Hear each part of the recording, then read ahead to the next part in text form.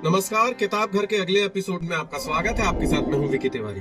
दोस्तों, अगर आप हमारे चैनल पर नए हैं, पहली बार आए हैं, तो सबसे पहले सब्सक्राइब करके बेल आइकन दबाना ना भूलें, जिससे हमारे आगे आने वाले हर वीडियो का नोटिफिकेशन सबसे पहले आपको मिले। इस वीडियो को अंत तक जरूर देखिएगा। दोस्तों, आज हम आपके सामने प्रस्तुत करने जा रहे हैं रानी नागफनी की कहानी की 8वीं कड़ी, विवाह प्रस्ताव राजा निर्बल सिंह का। राजा निर्बल सिंह पड़ोस के एक राज्य के अधिपति थे। उनकी अवस्था 100 वर्ष से ऊपर हो चुकी थी। वे कई वर्षों से रोग शैया पर पड़े थे और प्रतिदिन उनकी मृत्यु की आशा की जाती थी। राजा निर्बल सिंह की अनेक रानियां थीं और इसी अनुपात में पुत्र, पौत्र, प्रपौत्र थे। 51 जीवित राजकुमारों के वे पिता कहलाते थे। ये राजकुमार भी अब वृद्ध हो गए थे और उन्हें निर्बल सिंह पर बड़ा क्रोध था। क्रोध का कारण यह था कि राजा निर्बल सिंह ने देह त्याग करने में इतना विलंब कर दिया था कि राजकुमारों की राज करने की उम्र निकली जा रही थी। जब से वे बीमार पड़े थे, राजकुमार बड़ी आशा से उनकी शैया के पास बैठे रहते, पर दिन निकलते जाते और निर्बल सिंह के प्राण पखेरु पिंजड़ा छोड़ने का उपक्रम नहीं करते थे। राजा की 25 रानियां, जो स्वयं बूढ़ी हो चली थीं, अपने अपने बेटे के मस्तक पर तिलक करवाने का प्रयत्न कर रही थीं। मृत्युशैया पर पड़े पड़े राजा निर्बल सिंह ने नागफनी के रूप और गुण की प्रशंसा सुनी। कराहकर उन्होंने करवट बदली और विलास मंत्री को पास बुलाया। राजा के भोग विलास का प्रबंध करने के लिए एक अलग विलास मंत्रालय था। विलास मंत्री अपना कान राजा के मुख तक ले गया। राजा ने लड़खड़ाती जबान में उसके कान में कहा, नागफनी से विवाह करूंगा। विलास मंत्री ने आज तक अपने राजा की इच्छा पूरी करने में देर नहीं की थी। वो तुरंत विवाह का प्रस्ताव लेकर राजा राखड़ सिंह के दरबार में पहुंचा। उसने 2 थाल हीरे जवाहरात राखड़ सिंह के सामने रख कर कहा, महाराज, हमारे राजा साहब ने आपके श्री चरणों में तुच्छ भेंट सादर समर्पित की है। राखड़ सिंह ने मुस्कुराते हुए कहा, मैं बहुत प्रसन्न हुआ। राजा निर्बल सिंह अब दूसरे लोक जाने की तैयारी कर चुके हैं। ऐसी हालत में भी ये भेंट ईश्वर अर्पण ना करके मुझे अर्पित की है, तो इसमें अवश्य उनका कोई महान प्रयोजन होना चाहिए। विलास मंत्री ने निवेदन किया, महाराज का अनुमान सत्य है। हमारे महाराज मृत्यु से पहले एक बार और विवाह करना चाहते हैं। उन्होंने राजकुमारी नागफनी के रूप और गुण की प्रशंसा सुनी है और आपकी सेवा में मुझे संबंध निश्चित करने के लिए भेजा है। ये सुनकर राजा राखड़ सिंह विचार में पड़ गए। विचार करने का उन्हें कभी अभ्यास नहीं था, इसलिए विचार की पीढ़ा उनके मस्तक पर स्पष्ट उभर आई। उन्होंने कहा, मंत्री, ये मेरा सौभाग्य है कि राजा निर्बल सिंह जैसे यशस्वी राजा मेरे दामाद बनना चाहते हैं, पर वे तो मृत्युशैया पर है। संभव है तुम मेरी स्वीकृति लेकर जब पहुंचो तब उनकी अर्थी बंधती हो। ऐसी स्थिति में वे विवाह क्यों करना चाहते हैं? विलास मंत्री ने उत्तर दिया, महाराज, हमारे राजा इस लोक के सुख के लिए नहीं, उस लोक के सुख के लिए विवाह करना चाहते हैं। वे ज्ञानी है, जानते हैं कि यदि उनकी अर्थी पर तरुणी पत्नी की चूड़ियां नहीं फूटी तो उस लोक में उन्हें सुख नहीं मिलेगा। राजा राखड़ सिंह ने कहा, मंत्री, उनका विचार नीति संगत है, परंतु मैं यदि अपनी लड़की देकर उनका परलोक सुधारने में सहायता करूंगा तो मेरे और मेरी लड़की के इहलोक का ध्यान भी तो उन्हें रखना चाहिए। विलास मंत्री अनुभवी था, वो इस स्थिति के लिए तैयार था। उसने कहा, सो अब हमारे राजा साहब के ध्यान में है, इस विवाह में उनका एक उद्देश्य और है। उनके पुत्रों में राजगद्दी के लिए कठिन स्पर्धा है। वे नहीं तय कर पा रहे हैं कि किसे राजगद्दी दें। यदि राजकुमारी नागफनी से उनका विवाह हो गया तो वे ये कहकर इस समस्या को टाल देंगे कि मैंने वचन दिया है कि नवीन रानी का पुत्र राजगद्दी प्राप्त करेगा।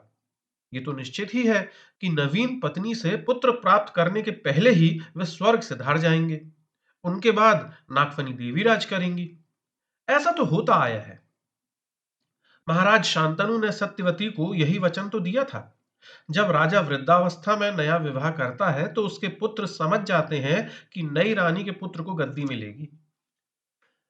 राखड़ सिंह को प्रस्ताव पसंद आया, पर वे भविष्य में दूर तक विश्वास नहीं करते थे। उन्होंने कहा, यह तो दूर की बात हुई, पास की बात कहो। तुम्हें याद रखना चाहिए कि राजा निर्बल सिंह की सदगति के लिए मैं कितना बड़ा बलिदान कर रहा हूं। विलास मंत्री ने पुनः नमन करके कहा, महाराज, उसका भी विचार किया है। आप ऐसा समझें कि आप पुत्र का विवाह कर रहे हैं, पुत्री का नहीं। हमारे महाराज बिस्तर से नहीं उठ सकते, इसलिए बारात लेकर आपको आना पड़ेगा।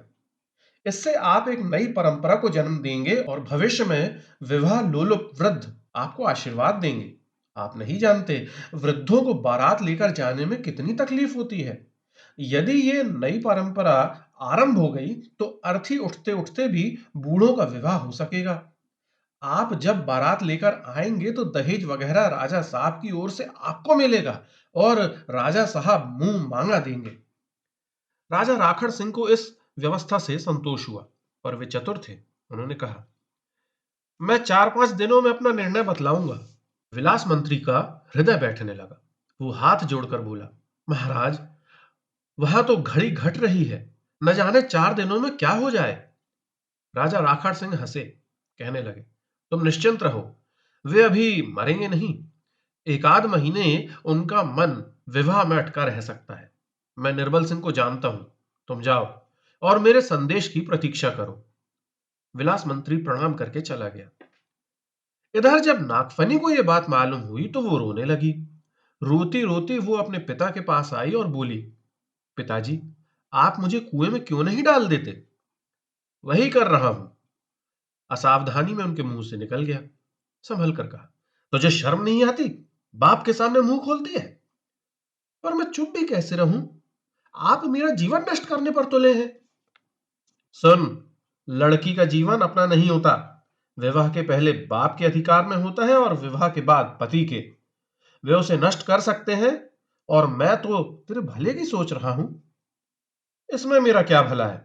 वे इतने वृद्ध हैं। पुरुष कभी बूढ़ा नहीं होता। निर्बल सिंह अभी कुल 100 साल के तो हुए ही हैं। और फिर तेरे सामने महान परंपरा है। पति जैसा हो, पत्नी को भी वैसी ही हो जाना चाहिए। धृतराष्ट्र अंधे थे तो गांधारी जीवन भर आंखों पर पट्टी बांधे रही।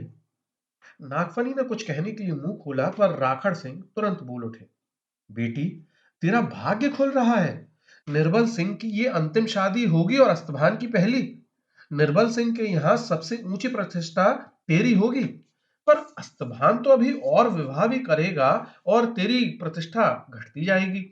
इसलिए अस्तभान का ख्याल छोड़कर निर्बल सिंह से शादी कर ले।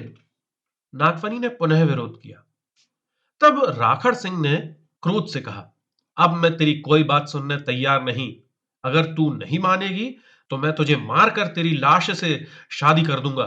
जा, दूर हो जा मेरे सामने से। नागफनी रोती हुई अपने कमरे में चली गई। थोड़ी देर बाद करेला मुखी आई। नागफनी ने उसे सब बातें बताई और कहा, चौथे दिन मेरी शादी हो जाएगी और 5वें दिन मैं विधवा हो जाऊंगी।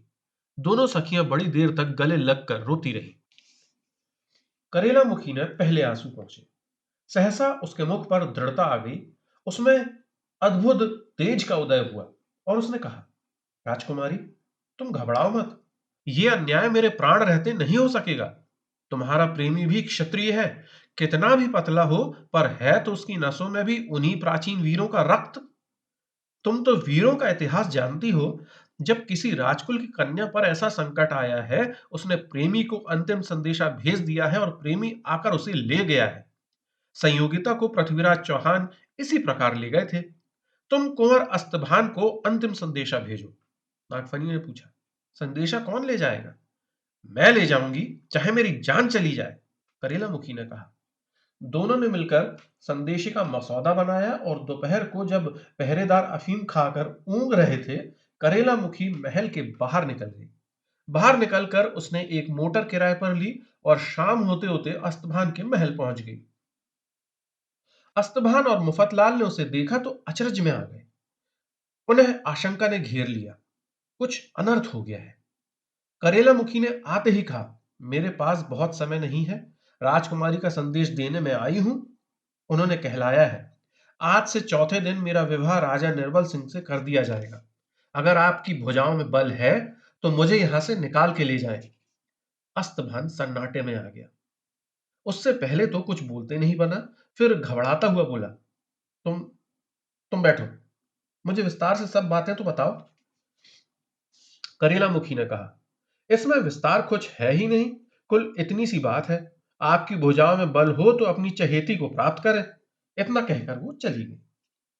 थोड़ी देर दोनों मित्र चुप बैठे रहे। फिर अस्तभान ने कहा, मित्र, क्या संदेशा है उसका? यदि तुम्हारी भुजाओं में बल हो तो। उसने आस्तीन चढ़ाकर अपनी भुजाएं देखी और कहा, मित्र, जरा देखो तो मेरी भुजाओं में बल है?